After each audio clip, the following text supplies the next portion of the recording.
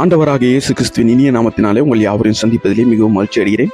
கர்த்தர் உங்களை ஆசீர்வதித்து வழிநடத்துவாராக. இன்று நாம் தியானிக்கக்கூடிய ஒரு வார்த்தையானது நீதிமொழிகள் 11:25. உதாரண குணம் உள்ள ஆத்துமா செழிக்கும், எவன் தண்ணீர் பாய்ச்சுகிறானோ அவனுக்கு தண்ணீர் பாய்ச்சப்படும்.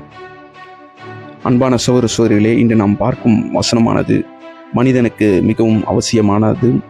மனிதன் செய்யக்கூடிய மிகப்பெரிய காரியங்கள் இந்த காரியங்களாக காணப்படுகிறது. நமக்கு பெரிய ஆவிக்குரிய உண்மையை நமக்கு கற்பிக்கிறது. அதாவது கொடுக்கும் மனம் கொண்டவன் தான் உண்மையாக ஆசீர்வதிக்கப்படுகிறான்.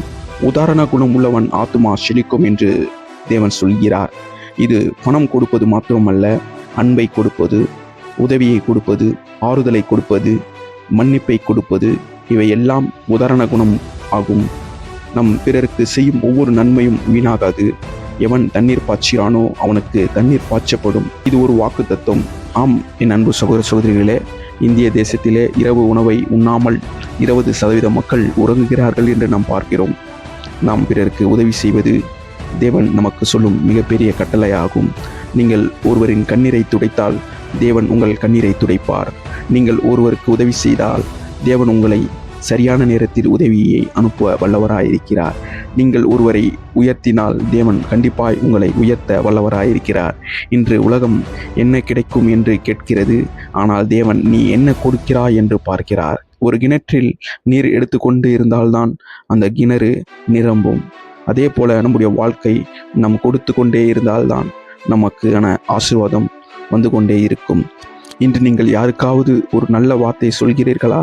ஒரு சிறிய உதவி செய்கிறீர்களா? ஒருவருக்கொருவர் ஜெபிக்கிறீர்களா? அது சிறியது போல தோன்றலாம், ஆனால் தேவனுடைய ராஜ்யத்தில் அது மிகவும் பெரியதாக உள்ளது. விட்டு கொடுக்கிறவன் கெட்டு போக மாட்டான், கெட்டு போறவனோ விட்டு கொடுக்க மாட்டான் என்று உலக வார்த்தைகள் கூறுகிறது.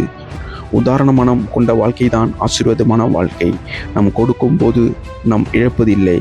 தேவன் நம்மை விதைக்க செய்கிறார். தேவன் ஆசீர்வதிக்க வல்லவராக இருக்கிறார். ஆகையால் கொடுங்கள், கொடுக்கும் வாழ்க்கையை தேர்ந்தெடுங்கள். அப்பொழுது தேவன் நம்மை செழிப்பான ஆசீர்வாதமுள்ள ஒரு வாழ்க்கையை தர வல்லவராயிருக்கிறார். நாமே உங்களை ஆசீர்வதித்து வழிநடத்துவாராக. God bless you.